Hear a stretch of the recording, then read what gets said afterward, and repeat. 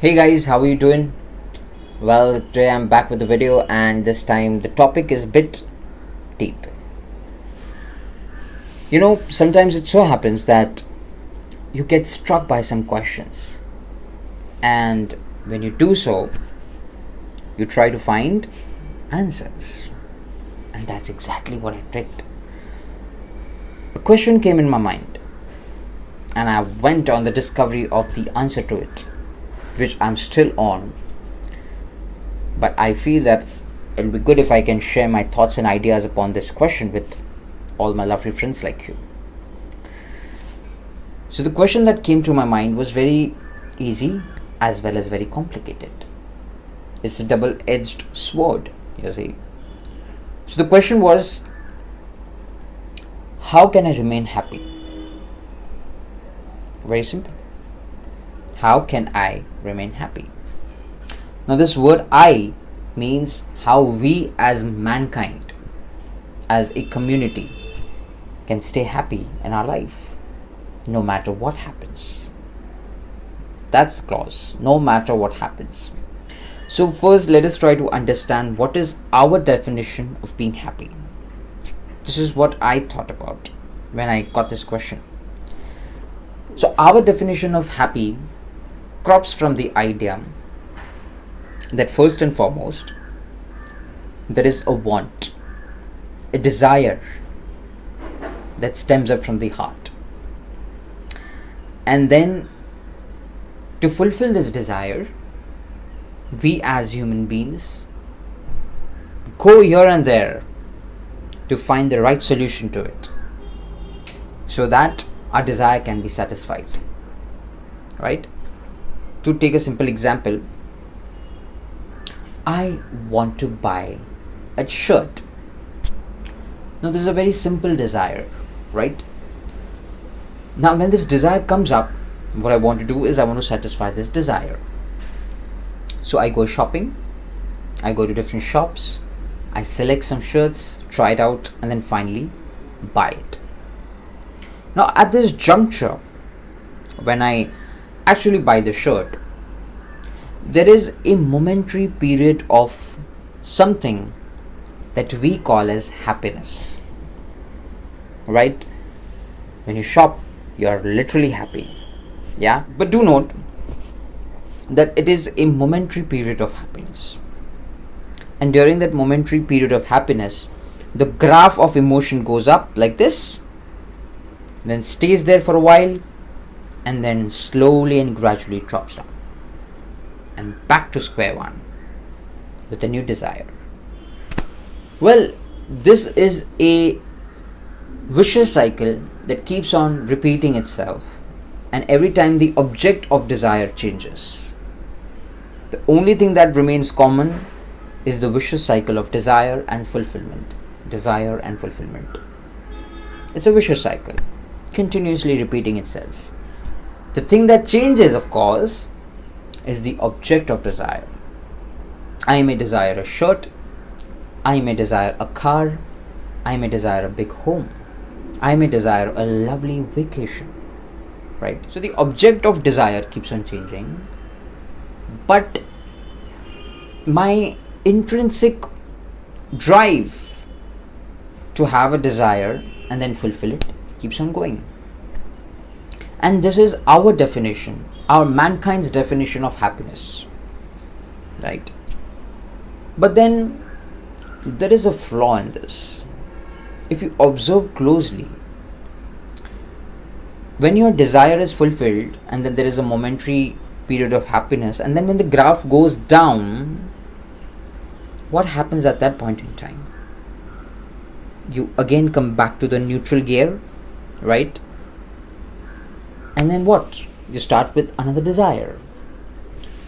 So basically, the reason why this definition of happiness is filled with a flaw is because the base of it, the root of it, if we go down, is desire. So if there is a desire and there is a fulfillment, then we are happy. If there is a desire and if we are unable to fulfill it, what we are sad. So if you can see, what I'm trying to say here is, we need to meet certain conditions and parameters to be happy. It's not independent of those parameters. And some things which are dependent on those parameters, the moment those parameters vanish, our happiness vanishes. So don't you think there should be some another way? Though a secret way, but some way to stay happy, whether or not your desires get fulfilled, whether or not things go your way or not, whether or not circumstances support you or not. Don't you think there should be a way to be happy? I felt the same thing. And that's why I reflected upon this question. And of course, there was no immediate answer because, well, you have to find your own answer for this. There is no ready-made answer for this. Right? So I went deep. And what I found out was very interesting. Let me share with you what I found out. So I'm not saying that this is the ultimate answer, but whatever I've discovered in my journey to fulfilling this quest of how can mankind stay happy, I would like to share all the discoveries along the way that I found. What I discovered was that when there was British Raj in India, people used to be slaves to the rulers. So the rulers used to draft all the rules, how you're supposed to eat, at what time you're supposed to sleep, what time you get up, what do you do, what you're not allowed to do. You were basically dictated for each and everything. And that is nothing but slavery. And when our great freedom fighters fought the battle, it was just to acquire one thing, and that was freedom. Swatantrata. And thanks to them, because of them, today we are living a life of absolute freedom. We are not slaves of anybody else. We live independently as per our own desires, wants and wishes. So thanks to those great leaders. But then what I found out was, when I went deeper, when someone dictates things around you, okay, because they dictate all the things around you, how you're supposed to do this and not do this and all that stuff, what you are termed as is slave, right? And we have got the freedom from that thing already in 1947. But what would you call a thing wherein someone dictates what happens within you? Someone or something dictates what happens within you. What would you call it? Isn't it slavery again? So it's like someone has the remote control and they can press a button and they can generate an emotion within us. And they can switch and press another button and they can switch the emotion within us.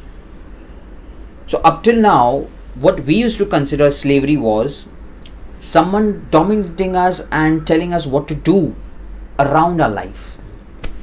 But we never really thought about things that, what would you call when someone dominates what happens within you? When someone dictates what happens within you? It is even a worst form of slavery. So what we used to initially think was that the definition of slavery was very limited. It was just limited to someone dictating you terms around what you should do, what you should not do, and dictating terms in respect of what happens around your life, right? But now if we go a little bit deeper, what we discover is that even more harmful form of slavery is when someone dictates what happens within you. So if someone comes and says something to you which you do not like, you immediately get angry. Now if you observe, this anger was not intentional on your part. You were forced to become angry because someone out of nowhere came and told you things which you did not like. And that person became the reason or the cause which made you angry. So now if you can see little deeply, this anger of yours was not in your control. It was in the control of the person who made you angry in the first place. So what did you actually become of that person? Would you call it a slave? Because of course you're not the master right now of your own emotion. Otherwise, what would have happened ideally is that the person may have told you anything whatsoever, and you would have stayed calm within you and responded back gently. No matter how big the fire is in front of you, you would have stayed like water. But what do you do generally? You immediately respond. That's what I do. That's what everyone does, right? So someone comes and appreciates you. Wow, great job. What happens within you? A rush of happiness, a rush of joyfulness comes around. Now this joy that actually you felt within you, was that your doing, or was it based upon someone else's appreciation? So had that person not appreciate you that particular day, you wouldn't have felt the rush of adrenaline within you. So again here, this joy is dependent on the appreciation of somebody else. So in both the cases, whether you are angry or you're happy, everything is dependent upon someone doing something to you or saying something to you. Now let's forget people. Let's consider situations. In life, there may be times when situations don't favor you. Circumstances don't favor you. Well, it would be incorrect to say they don't favor you, because they are not even aware that you exist. They don't have any enmity with you. It just so happens that what we call is coincidence, that things just don't work out as per what we wanted, right? And sometimes it does. Sometimes it does work out to be as we wanted. So when we want things to happen in a particular way and it does happen, we are filled with happiness. And if it desires something and it doesn't happen that way, we are sad. So again here, my happiness and my sadness is dependent on the happening or the non-happening of a situation. So again, where I am dependent upon something or some person, I am a slave. I am not a master. Now you see how the definition of happiness, which has been crafted by the mankind himself, is full of flaws and deficiencies. It is only and only when we can take charge of our inner world can we be truly said to have achieved real happiness, and thus to have achieved real freedom. So freedom and happiness go hand in hand. They are twins, inseparable, lookalikes. So what we need to do as mankind is master the art of having charge over your inner world.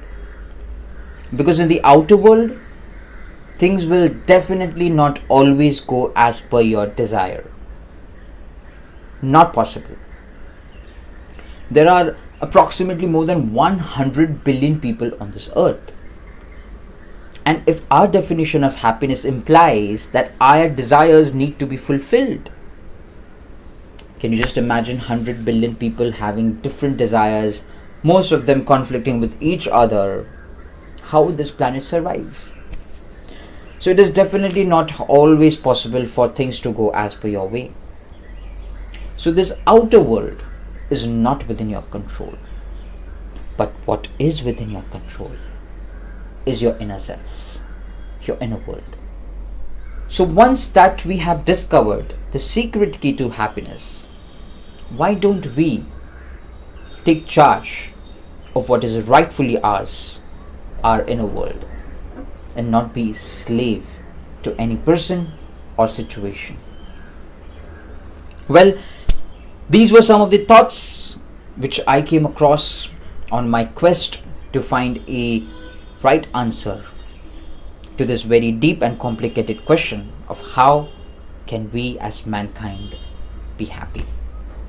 So I hope you found value in this video, and maybe you can take this concept and go even more deeper by reflecting upon this question and creating your own unique journey. And I'm really planning to come up with more videos like these, where we can share with each other all the different discoveries of the inner world, because there is a lot happening around the outer world. We need to concentrate on the inner world as well. So yeah, I'm looking forward to, and I'm planning to come up with such videos in future. So if you have any particular topic of interest that you would like to explore, you can drop it down in the comment section below, and I'll definitely try to incorporate that into my future videos. So I'll see you soon, very soon. Until then, reflect, contemplate, be happy, be free. Take care. Bye bye.